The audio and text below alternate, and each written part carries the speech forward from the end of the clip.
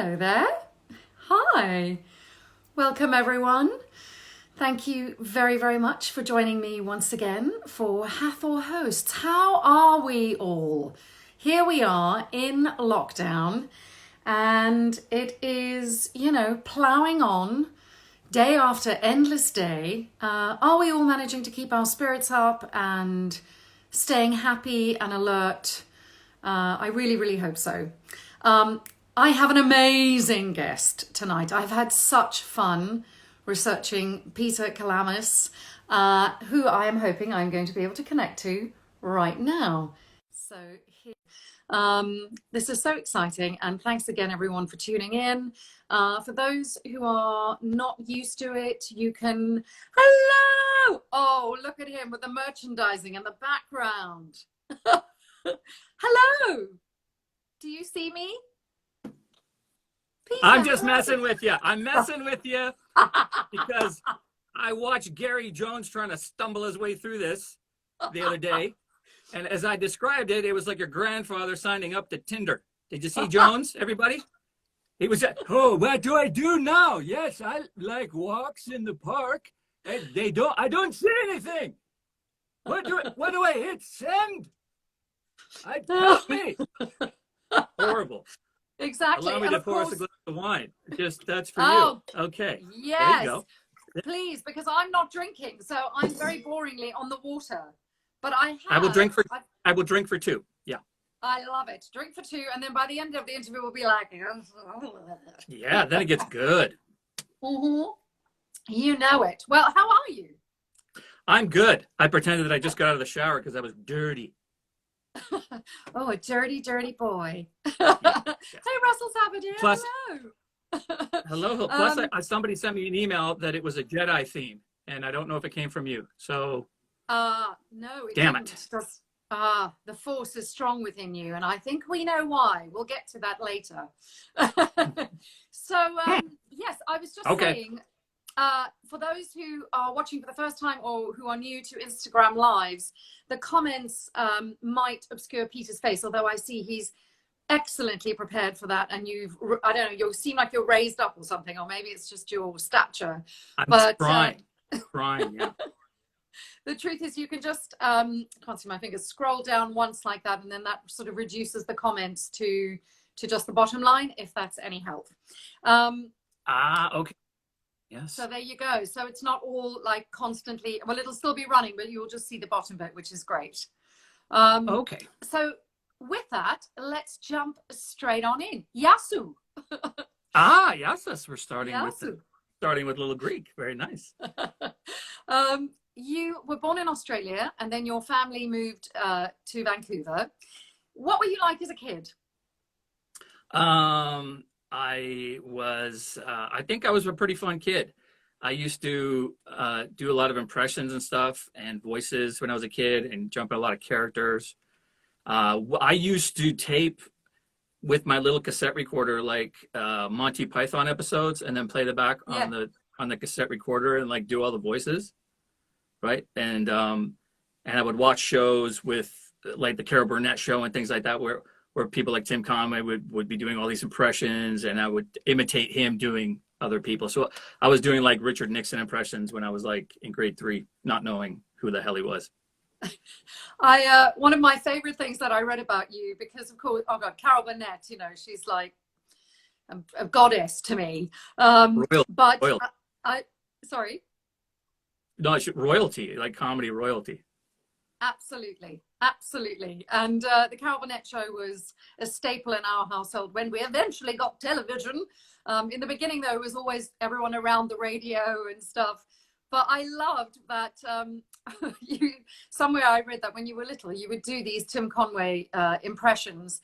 And then you learned very quickly that actually by being funny, you could barter with it. So what would you do? If you tell us the kind of things that you would do. Well, if we wanted to get taken for ice cream, I would saunter downstairs doing the Tim Conway old guy impression. Could we have a bit of him now? And saunter down the stairs and then make my parents laugh, and then I would wear them down, and then they would take us for ice cream. They'd be like, all right, enough. Enough, yeah. I don't know whether it was whether they enjoyed it or they just wanted me to stop for God's sake, and that was their way to do it. I don't know which one it was, but I learned quickly that laughs had a payday at the end. So I think it was a horrible lesson they taught me because look at where I am. Yeah. Oh, we Yeah, have chimes. someone's at my door. That's fine. We have chimes. I love that. So obviously the arts were alive and well in your household with television playing and early influences of comedy. Did you know pretty early on, like what was the point where you went, that's what I'm going to do when I grow up? Very early, since I could remember. Like I say, watching TV. I mean, I had both very Greek ethnic parents. So when you say the arts were alive, not really. We had a wooden spoon on the wall, and that was, So where do you think it came from? Well, I think television, because my dad would stay Yeah. up late watching TV, and I would try to stay up as late as I could with him. Sometimes I'd sneak in behind him, and watch like Benny Hill with him, not knowing, which for a kid may have been inappropriate, but I thought it was hilarious.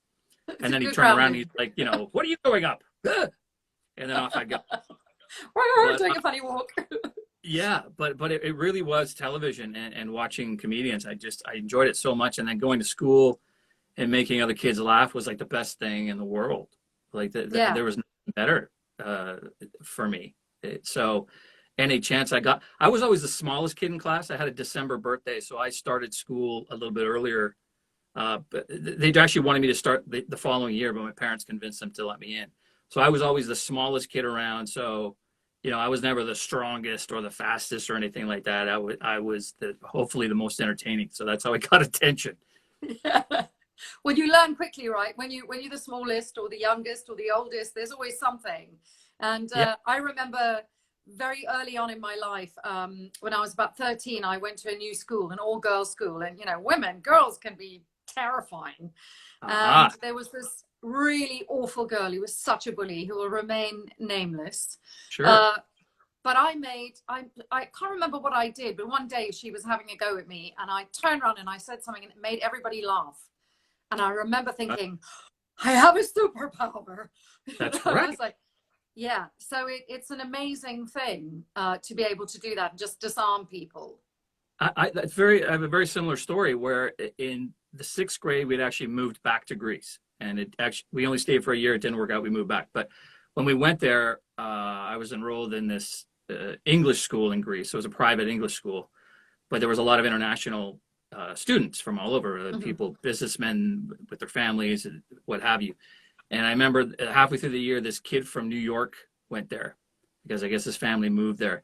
And he was diehard New York, tough as nails in the 6th grade. He's like, what the hell are you looking at? What's the matter with you? And everybody was kind of scared of him, but I would just do it back to him.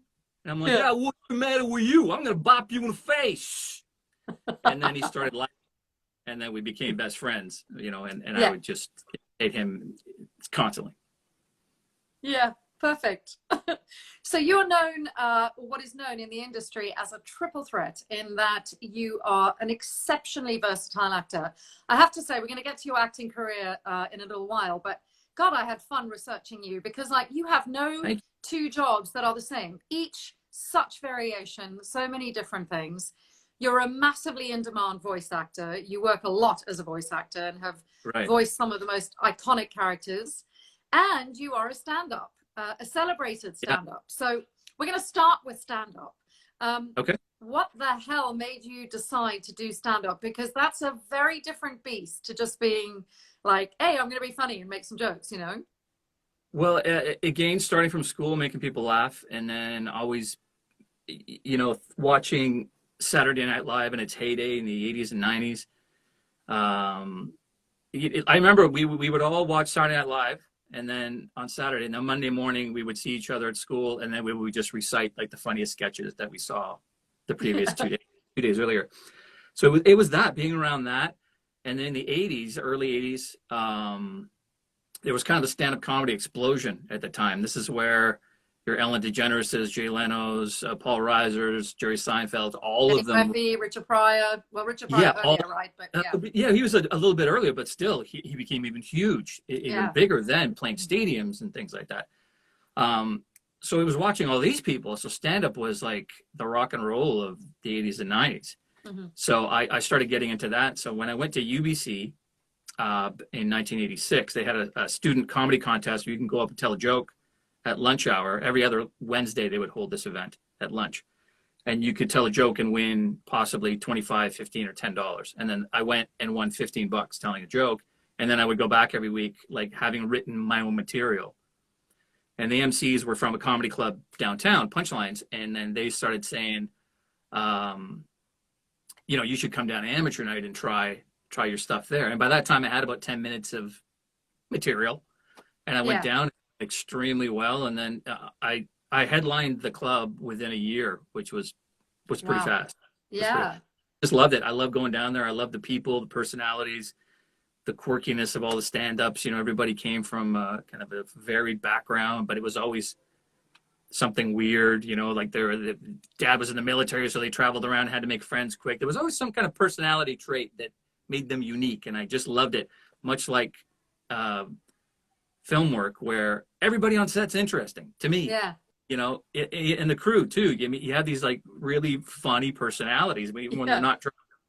The grip will be a certain way, and the makeup people are always interesting to talk to. They're like the bartenders of set. Hair and makeup. They're the ones that people go there and they just blah blah blah blah blah. You tell them everything, and they know everything about everybody. Hair and makeup trailer. If you want to know some inside stuff, go there. That's true. And what happens in the makeup trailer stays in the makeup trailer. Yes. I'm wondering though, did you never have any sort of nerves about doing stand-up? You just kind of jumped off that cliff and soared, it seems. Yeah, no, I was petrified. I would go over my sets at home in front of a mirror, 100 times, or more, knowing it inside and out. Because when the nerves hit, much like being on set acting, you hope that your brain falls back on what it's learned and what you've taught it over and over and over again through repetition, and it saves you. So you hope that happens. Luckily, it did. I mean, and then the more you do it, the more comfortable you get, and the more risks you take, and it just becomes more fun and less stressful. But there's always stress. Even, every now and then I do a corporate show and I'm petrified. The corporate ones just stress me out so bad because usually they pay you a lot more money to do it. It's a corporate event. They fly you in, put you up in a nice hotel, and they've paid a good penny to have you there. But it's like executives, and they're all very staunch, and you got to be really clean, and you're careful, and they put you up in between dinner and dessert, and they're still serving coffee. Yeah, it's horrible. The conditions are horrible. Yeah, conditions are horrible, and you got to make the best of it. Yeah. It's interesting that you say that because I did stand up a few years ago, well, many years ago now for the first time, but I vividly remember that first night. And I mean, I've done a lot of scary shit in my career. That was hands down the scariest thing I have ever done in my life, to the point that I was sick. I threw up just before I went on. I remember going to the bar and the guy was like, "Do you need anything?" And I went, "Yeah, I'll have a double scotch neat," which I chucked back. And just as I got to the stage, the MC was like, "Do you have anything I need to know?" And I was like, "Yeah, don't hand me the mic, leave it in the stand." Because I was shaking so much. And I knew if they saw my hand with the microphone shaking, I was like, they'll tear you to pieces. And I remember nothing. That's all I remember saying. And then I was talking. And then somebody laughed. And I was like, and that was it, man. I was like, I'm in. I was like mainlining laughs, That was it. I can compare it to compare it to sports. If you're a golfer, you can have 17 shitty holes in a row. You get one good one, you're gonna remember, and that's gonna drive you to come back. And it's the same thing with stand-up, where it's like you could have the whole night, your whole set sucked, but one joke killed, and you'll be back. It's a bit like being an actor. Some you can people have 5 years unemployment, one great job. You're like, I'm an actor. Exactly. Yeah, it's very up and down. Now, most excellent comics bomb at some point in their career. probably a few Yeah. times. How do you bounce back if and when that's happened to you? And certainly probably in the early years, I'm sure now much more adept at handling it. But in the early days, like, right. It's how did you horrible. bounce back? It's horrible, especially if you've driven, 8 or 10 hours to a small town and done a show in some horrible bar, and they literally hate you and, throwing things and, swearing at you. They make no bones about it. They let you know they don't like you very quickly. Yeah. Do you think they like me? They hated you right away. Yeah. And as you peel the tomato off your face, I think they kind of liked me. No, there's been times where you consider, it's like, maybe I should just drive home tonight because I'm not going to sleep because I'm so upset about it. Yeah. But you got to shake it off in some way or another. And it's the old golf comparison where the next night you do the same show at a different town for different people and it goes great. And you're like, okay, well, yeah. I think Jerry Seinfeld said it's never the crowd. Yes, it is sometimes. Sometimes the crowd sucks. Let's be honest.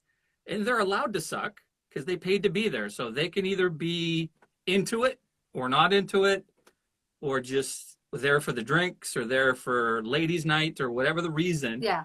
And then that's the worst. Like it used to be the worst in Canada being sent out to do a comedy show in April because it was playoffs, hockey playoffs.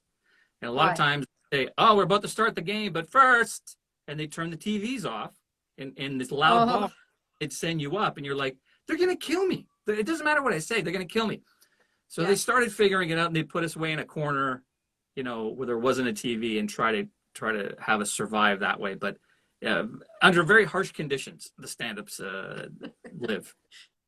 But I love that you still go back to the circuit regularly and you kind of keep your instrument sharp and honed. And I think that's terrific.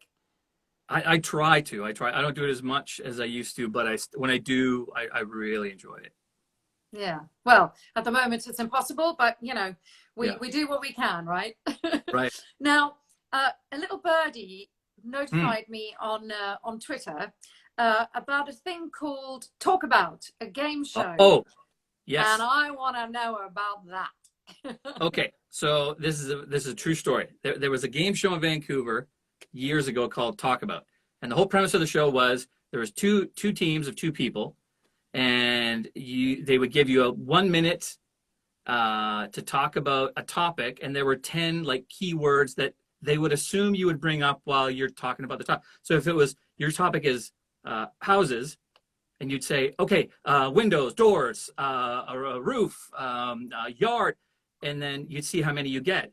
And if you missed any of them, and the other team had a chance to steal if they got one, and that was essentially the show. So me and my friend Phil Hayes, another stand-up comic at the time, got on as contestants.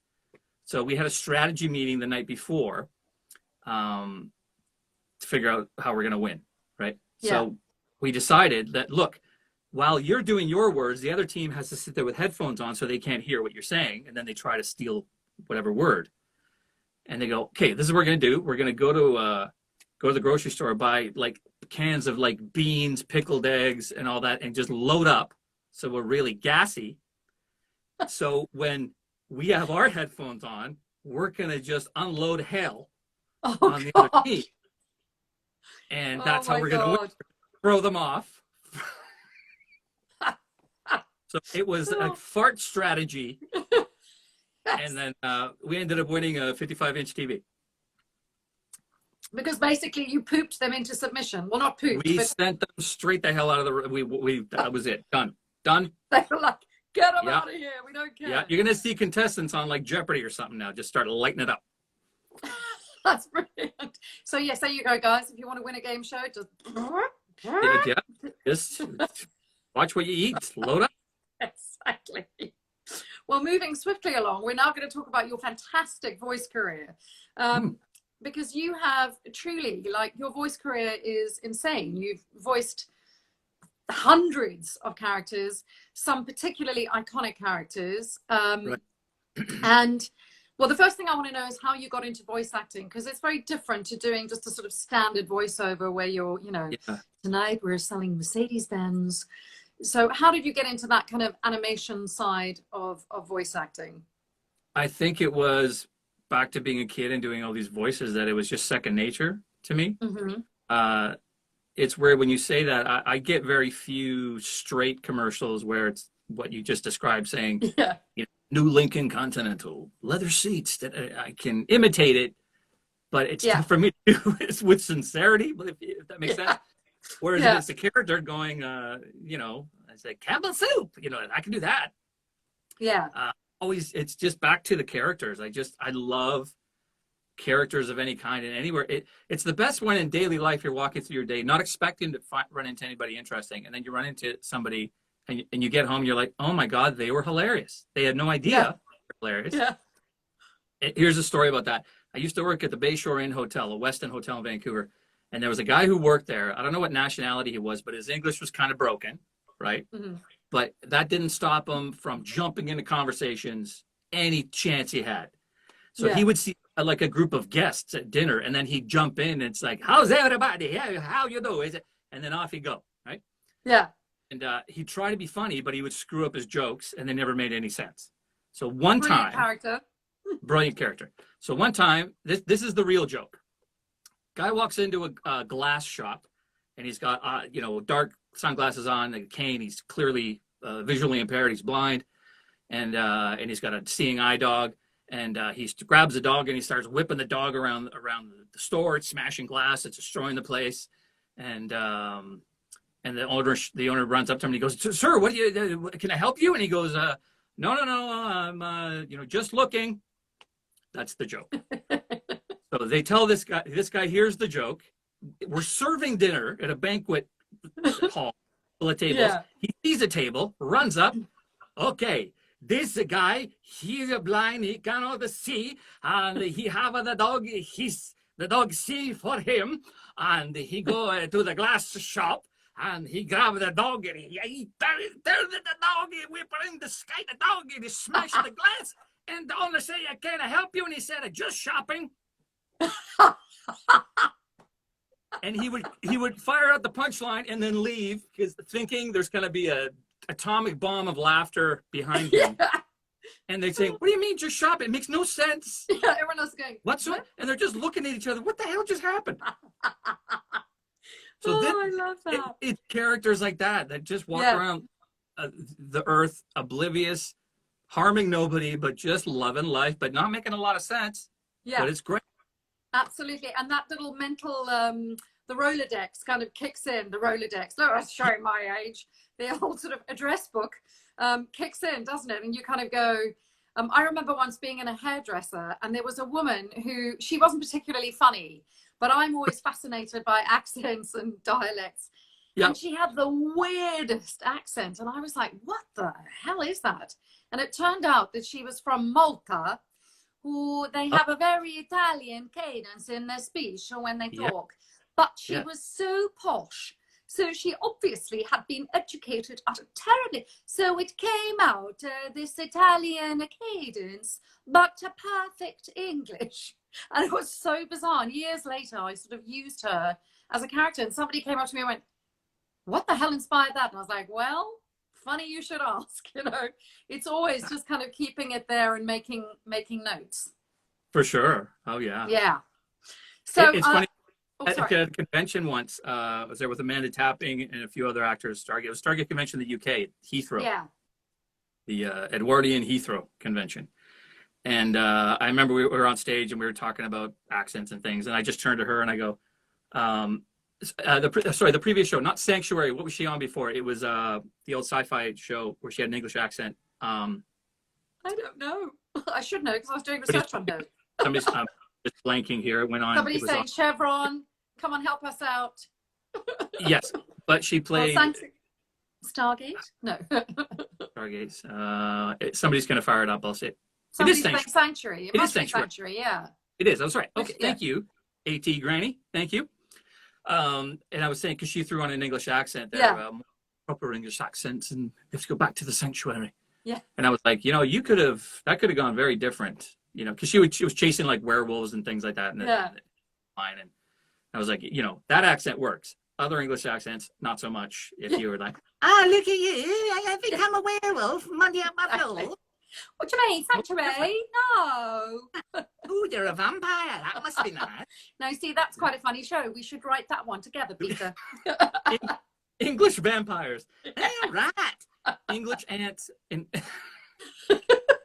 Anyway, I have to hustle us along because Yes. it's 9:30 already. So I want to talk about the phenomenon that is Goku.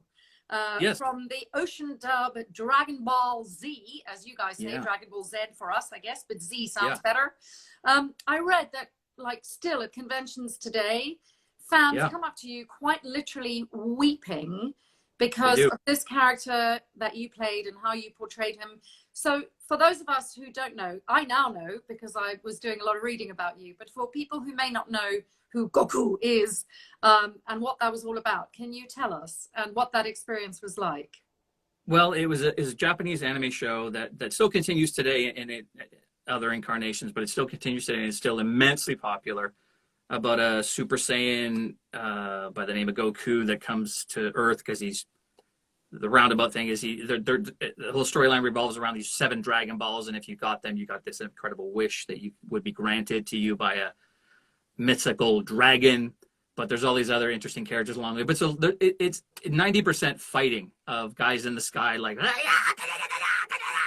you know, and it's a lot of screaming involved. So when I got the show, I knew a little bit about it, but I didn't know how big it was. And it was a little crazy when I got the role because I took over from Ian Corlett, who's another he's still a very good friend of mine, another great voice actor. So he left the show and I took over from him because we have a similar cadence. And some fans online, it was crazy because some fans hated me. I got a couple of death threats, literally. What? Because I took over and then other people liked me. And still to this day, if you search Twitter, like best Goku ever, I see it almost every day. They try to do a poll of who's your favorite Goku is, but to me, it's kind of like saying who's your favorite James Bond, who's your favorite Superman, Batman, whatever. It's usually who you grew up with that's who your favorite is. So I have people. I mean, I voiced in the late '90s, very early 2000s. So I have people that are coming up to me with their kids that when their kids were growing up, they would still play their VHS tapes and now DVDs, reliving those moments. And so I got a lot of that. One of the coolest things that I signed, guy comes up and he had a full-size VCR, unplugged. He brought the thing in, and inside was a Dragon Ball Z tape that he played so much that it got stuck in the VCR, and he left it there. Wow! And you could see the edge where the title is across you could open up the panel a bit, and there was Dragon Ball Z DVD, and he's like, I've never removed it. Would you guys sign the VCR? And I'm like, yeah, sure. It was really neat. But other people, you know, crying, saying, when I grew up, you know, this was one of the big bonding moments that, you know, me and my dad had, that we would watch a show together and we'd look forward to it. And so it's really interesting how, I mean, for us, ideally it's work, but you know, we like doing it, and we're very grateful to be able to be in the entertainment industry. But to a lot of other people, it can mean a lot more, and you don't know. With Stargate, I'm sure you've experienced this, where there's a lot of military people that will come to conventions and give you things like special regiment pins that are just for their regiment. Yeah, I've received that before. Yeah. And when they were recovering in the hospital, saying, I would watch Stargate, you know, every night to help me through my recovery. And you're like, wow, so you don't know how much your work touches or reaches people sometimes. Absolutely. And especially now, you know, with streaming and with kind of the generation that first watched Stargate, we've talked about this quite a lot on Hathor Hosts, that the people who were kind of watching it in the 90s, a lot of them now have kids, and their kids' friends are all being introduced to it. And every time it's rescreened, I mean, I had like a 10-year-old recognize me on an airplane going, "Are you Hathor?" I was like, what? You know, so amazing. So just before we get to Stargate, which we definitely have to talk about, I just wanted to talk about 2 other voice jobs that you did. One was, of course, in the seminal series, Ed, and Eddie. Eddie, and you played Rolf, which, and was that man at the hotel possibly a slight influence for Rolf? Maybe a little. Yeah, maybe a little bit. So you had quite a cool audition story for that. For that job, didn't you? Because so tell us about that. Well, I auditioned for every one of the Eds. So there's 3 Ed brothers, Ed and Eddie, and they're all I auditioned for every single one. Mm-hmm. and didn't get any of them. So it was kind of like, and the other characters like Johnny and Kevin, and I auditioned for all of them, and it was dead in the water. Yeah. Like and I was there, and somebody else was auditioning, and I was outside of the studio, and I believe it was Terry Clausen, the director, who still remains a good friend of mine today, ran out and said, Danny, the creator, and myself were having a hell of a time voicing this foreign kid character. So here's the script. Do you want to try it? Yeah. And I was like, sure. So I looked at it for about 5 minutes, and they brought me in, and they just wanted it to be an undiscernible accent from an undiscernible place. So what it turned into, it's like, oh, hello, hey boys. What are you doing, hey boys? And it turned into that. So I just did that. They're like, yeah, that's him. Yeah. So then it ran for like 11 years. Amazing. I mean, it's still like the Cartoon Network's longest running original series or something. Yeah. So I didn't know. I saw you write that, and it was like, wow, I guess it was. I do my research. Research. And then, of course, sorry. Yeah, go ahead. No, I was just going to say, I mean, you then went on and voiced one of the most iconic characters ever, as you were Yoda. That was cool. Yeah. So tell us about that and how you got that job. I was a huge Star Wars fan, still am. And it was one of these, they had auditions for Star Wars Lego, the Yoda Chronicles, the mini movie.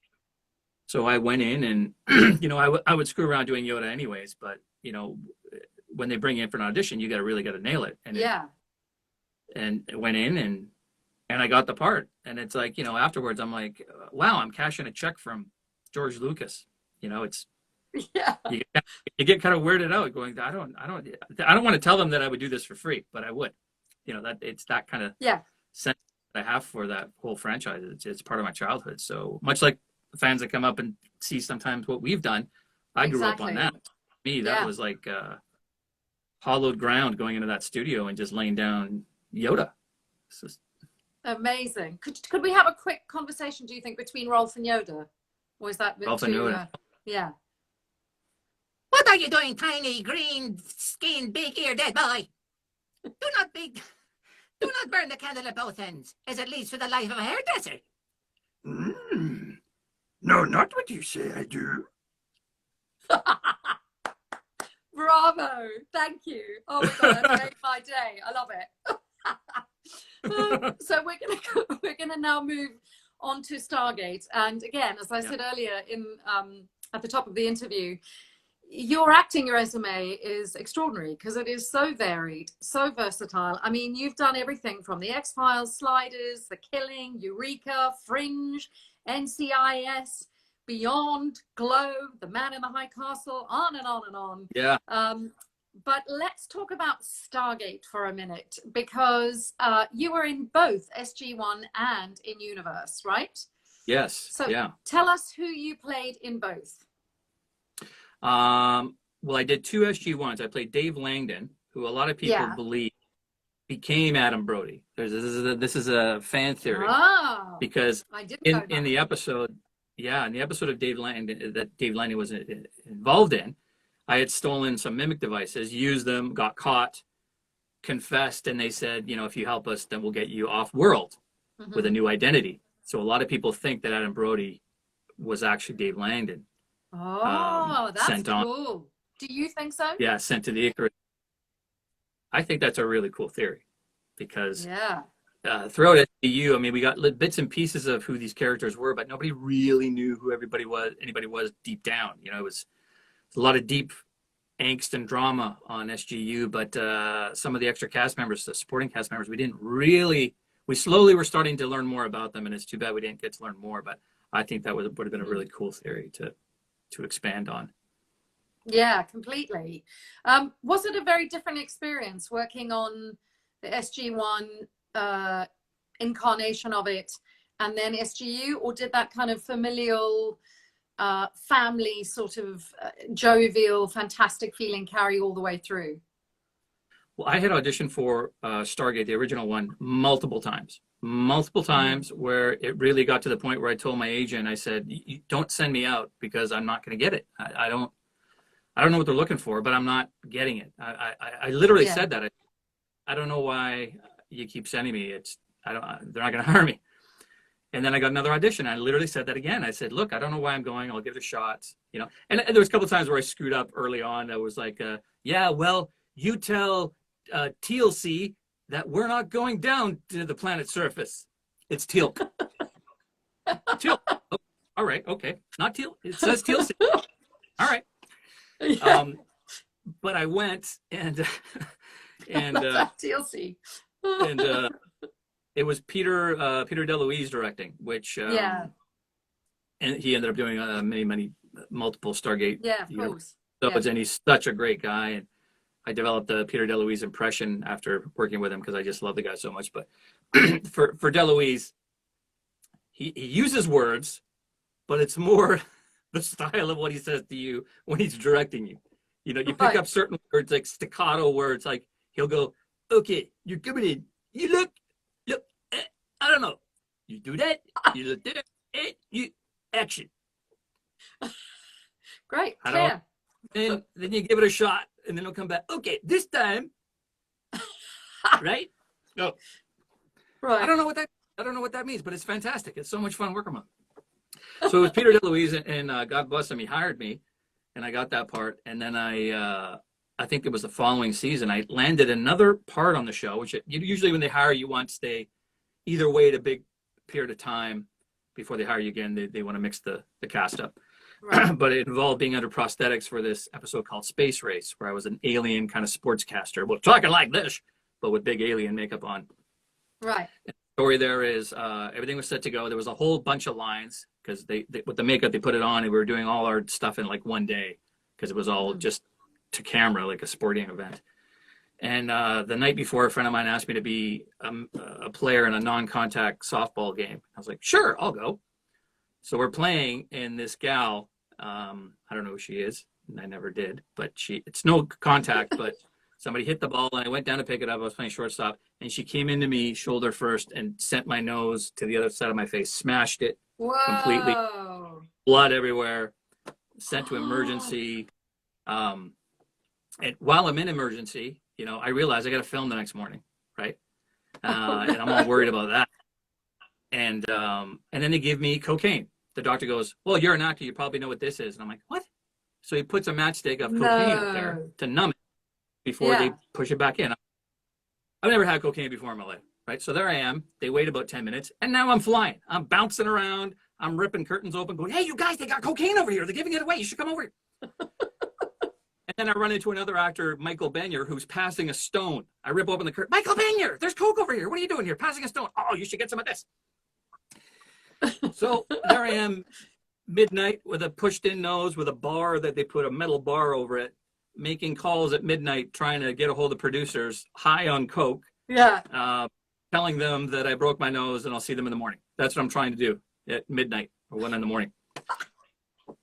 So I'm sending messages out, emails, and then I get to set in the morning, and the Stargate producers and stuff, they could not have been nicer. They all heard about it, but they all came into the dressing room or the hair and makeup room, and they're looking at me going, oh, wow, yeah, you got a metal brace. Oh, yeah, look at this. I broke mine when I was with it. Wow. And so they said, well, have you seen this alien race before? And the special effects person or the makeup special effects person said, no, we haven't. And they said, well, they're going to have a big nose. So they built the prosthetic on top of the metal bar. So if you go back and watch the episode, I have a huge nose and I can't breathe, but I have a metal bar underneath, and I manage to do my lines and get through the day. But I mean, thank goodness it wasn't when you were playing Brody. So Brody was an engineer. Did you have tons of like technical jargon that you had to learn? And how was that? Yes. It's very difficult. It's much like learning somebody's name in a script because it means nothing to you, especially if it's an unusual name. Yeah. So the jargon means nothing to you, but we're supposed to be really intelligent people on the spaceship, engineers. And we have Mika McKinnon, God bless her, on set as our basically technical advisor, because I would have a big blurb oh, we're going to slingshot around the sun. And then I was like, so what am I saying? So what am I? And then she'd go, oh, this is the concept of you're going to slingshot, but the gravitational pull will slingshot you around and then projectile you. So you're not going to burn fuel. And I was like, got it. Right. And we would listen, we're going to do it. We're going to do a pull and we're going to use a gravitational pull. And then you'd hopefully look authentic and know what the hell you're talking about. Yeah. But Hoped. I mean, thank goodness you had somebody to help break it down. One of the weirdest jobs I ever had was I ended up having to pretend to be a neurologist with another Right. actress. And we kept saying, we were like, can't we just sort of say we're actors, you know, doing a presentation? And the director was like, no, I want you to be neurologists. But it was for neurologists. So we were like halfway through the presentation and the one guy raises his hand to me and he's like, Dr. Schneider, can you tell me about them? And I was like, because I mean, you know, it's neurology. I was like, you can't mess with that. You Anyway. can't really pick it up. No. Exactly. So one of the things I wanted to ask, online, when you look about SGU, it clearly is a show that makes people, it's really divisive in the sense that some people are really pro, some really against. Right. I know when it started, there was a massive backlash. Were you guys aware of that at the time or not? Yeah, we were very aware of it. And I think the producers have actually admitted that it was kind of a poor decision to say to the fans at the time, we're canceling this show, we're giving you this show in the same breath. And I think that's what for a loop, because they took something away that a lot of people were still enjoying and loved and gave them something completely different basically at the same moment. Like, we're going to take this meal away, we're going to give you this. And it's not to say that one and the other is better or worse, but it was a very different style of Stargate. And I think maybe it just happened quickly for a lot of people, and people took it personally. And yeah, there was a lot of angry comments aimed at the actors, at the producers. Unwarranted, in my opinion. I mean, we were all working very, very hard. And I think towards the end of the first season, the second season, a lot of those people kind of turned around and said, oh, okay, well, I'm kind of liking it now. Exactly. It came a little bit too late. And I know there was more factors than just people watching in real time. I mean, the whole Nielsen system is kind of irrelevant now with online viewing. It's archaic. And I think we were kind of a victim of that a little bit. And there were some issues with MGM and some of the producers going on. So there was a lot of factors going on. And it's just unfortunate, though, that we didn't get a chance to tell more of the story, because it was the funnest gig I've ever had in my life. I mean, people talk about how kind of dark the show was, but Jesus, if you were there on set with us, like, we were laughing our asses off. Like, it was so much fun. And you can attest to this. I mean, the producers and directors on that franchise, and I don't have to say this, were some of the nicest people I've ever worked with. Absolutely. And cast and crew. Yeah, everybody, the cast and crew, it's absolutely. You know, just a nice, really great group of people that I still miss every day. Yeah. I mean, my sense now, sort of having read quite a lot on both sides of the forums and things like that, is that it definitely seems to have aged like a fine wine. Like, loads of people are now kind of going, oh, I think it might have been a bit before its time, or exactly all those factors that you were talking about. So what was do you remember your sort of final day on set and what that felt like? I do, and ironically, it was the scene of us going into the stasis chambers. That, I believe that was my last day on set. So it was very bittersweet, because it was, you know, we were going in not knowing if we were going to come out as actors. You know, not just as characters, but as actors, and it turned out to be that we're still there. I mean, we're still in stasis, and hopefully someday, I don't know. I mean, there's all this talk about some other incarnation of Stargate happening. Everybody hopes that it's something, and so, I mean, I hope that they bring some kind of closure to that moving forward. But maybe they're going to do, you know, a throwback series from the past, or way in the future. Who knows what they have planned? I don't know if they know what they have planned. They've been very tight-lipped about it for a long time. So a lot of people are waiting for. And I hope they cinch up a bit of that storyline. That'd be, or at least reference it, or maybe bring back some of the characters. Like some people died, and you get to see the other people 10 years after referencing what happened or something. Yeah. I think fans deserve it. People that love that franchise deserve some sort of button at the end of that storyline, something. Yeah, and clearly I think there is still a very much a desire and a need for that. I'm acutely aware of the time. We are meant to hand over now, but I just want to quickly, before we do that, I wanted to talk about Beyond and Yellow Jacket, or the man in the yellow jacket. Right. What an amazing role. And I watched quite a bit in the week that I was sort of preparing to interview you. Great. You're like properly scary in this role. So can you tell us how the role came to you? It was an audition. We were in LA, and me and my wife's an actor as well, so we run scenes and stuff together and self-tapes. And so I'm very lucky that way to have a great set of eyes to help me out in that way. And we recorded it in front of our dining room table, which has been a good luck spot for auditions. Yeah. And sent it in, and literally 2.5 months went by. So I had written it off, and then my agent called and said, "Hey, remember that Beyond thing? I think it might be going your way." And I'm like, "What?" "Oh, that one, right?"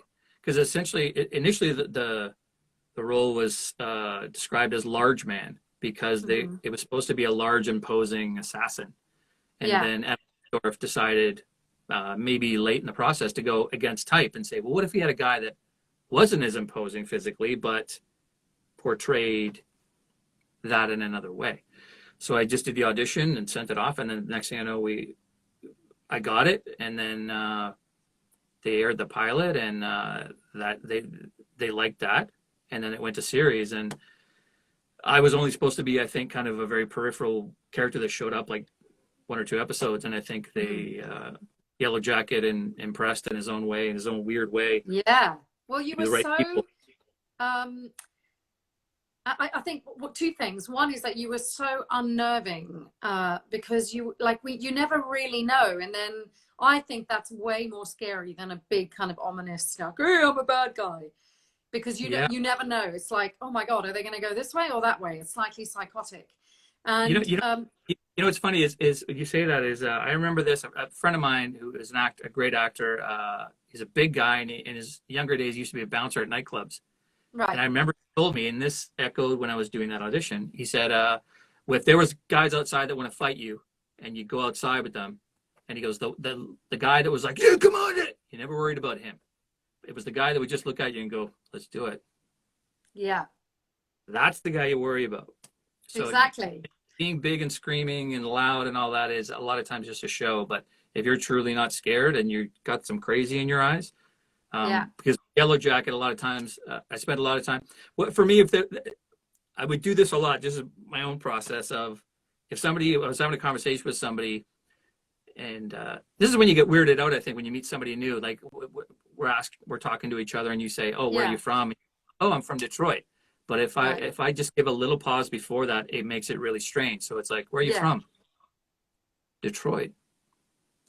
Well, now you want to know, well, what exactly. You're like, oh, what? Yeah. Why did you leave? Are you not allowed to go back? It's suddenly that 1 second produces this world of questions, and that character, they gave me the latitude to. I kept doing scenes in that show, and I kept waiting for them to come over and go, listen, you gotta, and they never did. No, did. Because in the words of Adam, is it Nussdorf? He said that when you came in to read, he knew immediately that they'd found their villain, because he said you just had this kind of deadpan, and he said you brought things to the character that he'd never even considered. So, props, dude. That was the coolest role I've got to do ever, because of the against type thing. And, he had this duality of, he had a family with a young daughter at home. Yeah, and which was also really creepy. Yeah, after just killing somebody in the forest, and then he'd go home and just, hey, and they had no idea what he was doing or what he did. And it was a great role for an actor to take advantage of.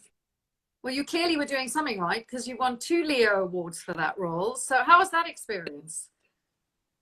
It was pretty awesome. And I was hosting the first one. I was hosting the event. So I'm backstage anyways, and then they announced the categories and the nominees, and it was like, oh, I won. Like, just I love that. Yeah, I haven't won a lot of awards in my life, and so it was very gratifying to just be to be recognized. I mean, whether you're nominated or win and all that, just being recognized is by your peers in a room of people that you respect. It sounds corny, but it really does mean something, and it meant something to that role too, because I really felt strongly about that role. I worked hard at it, and I really enjoyed that character. And you didn't have to do the kind of like, oh, yeah, I haven't won, but how nice that they have. You could be like, yes, it's me. Oh yeah, I was very happy, and then nervous. Like I've seen award shows where people give a speech, like they're blabbing on. I was nervous when I was up. I don't know what to say. Like they prepare a speech kind of thing as a last resort. So you're like, I guess I'll get that. I don't even know what the hell's in the piece of paper. Thank you. I'm sure I forgot somebody, and I gotta go. Thanks. You're kind of thrown. Well, you are really, for anyone who hasn't watched it, it's on Netflix, and really Peter is sublime in it, and properly scary. I'm going to do one last little thing, and then we need to hand over to questions. Sure. I wanted to ask you about Glow. I mean, it's my favorite series ever. That is like my dream job. I'm desperate to get into that wrestling ring. Yeah. What a fantastic experience that must have been. Tell us a little bit about that.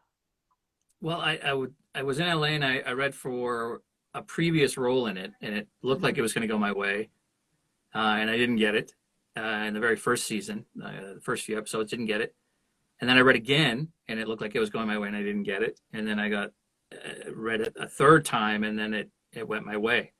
Yeah. And I just had a couple of small scenes. They thought it might recur, but they didn't know, and it ended up not recurring. But I got a couple episodes out of it, and but doing scenes with Betty Gilpin and Alison Brie, and they were so amazing.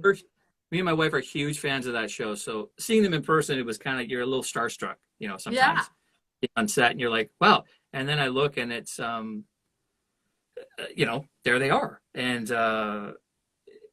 you're thrown, but they were so nice, and I had more dialogue with Alison Brie, and she couldn't have been nicer. And then this year, just a few months ago, I got to work with Dave Franco, who was married to her in real life. And I said, I got to your wife on the show, and what a sweetheart. And he's like, yeah, she's pretty great. She's pretty great. Yeah. And he was an extremely nice guy too. So, I mean, what a couple. Extremely, extremely nice. Oh, and what an amazing thing to be a part of. And I'm just saying, if you get back, I was sort of hoping that you might be like Mark Maron's long lost cousin or something, like that character twist. I think we need to write that plot line. Yeah. Oh, and true. Plus, when I was there that day, Gina Davis was there. Oh my God. You're like, sometimes you just pinch yourself on set. You're like, I'm working with so-and-so like right now. This is really wild. Yeah. People you really respect and just grew up watching is like, wow, it's really cool. That is really, really cool. And so on that, we are going to hand over to some questions. There's one that's come up there. If anyone's got any questions, now's the time, send them in. So the first person has said, in the episode Common Descent, you get to be a bit of a bad guy. Did you enjoy this direction for the character? I did. And I think by bad guy, they mean the old Brody, I believe. I think I'm getting the episode correct. I'm not sure. I'm sorry. No, I believe that. I should know. If I'm not mistaken here. Thank you, I'm sure. Yeah, I'm pretty sure that was the scene they're talking about, where it's like I play an old version of myself. If I'm not screwing this up, an old version of myself, where I'm really cranky old Brody, and it was hours of old person makeup, and I'm like, I'm very grumpy and bitching about, get all these kids dancing on my lawn. It was. And I heard afterwards that it was a caricature of Carl Binder that they said. And Carl Binder, one of the producers on the show, and I guess if you didn't know him, I guess he could come across a little gruff, but he was the guy that was the most fun. If we had like cast crew dinners, like we went to Toronto, we got to sit beside Carl, and we couldn't have been happier because he's such a great guy and so funny, and he's one of our favorites. So it's funny that they said that, oh yeah, he's loosely based on an old Carl Binder. That is funny, yeah. Somebody's just come up saying, how long did it take to apply the prosthetics on Space Race and to remove? Oh, Common Descent. It was when I hate the kids at the end. Yes, it was. I did get that right. I believe the makeup was around 4 hours, I think. Wow. That's never fun because you're the first person in the chair then usually, aren't you? Yeah, and it wasn't just the face, but they turned the hair into, I look like Albert Einstein, some people said there, and I look back and I kind of do, because they had the mustache and the hair was all over the place. And although they tried to get it out at the end of the day, I had a couple of days in that stuff, and I couldn't get it out at night, and I tried to call them at midnight going, how do you get this stuff out? Like they tried to, a long day, and they were like, oh yeah, it's baby oil. Okay, so I'm washing my hair with baby oil at 1 a.m. and headed back to set the next day. The old person made it on everything. It was amazing. It was incredible. Sorry, say that again.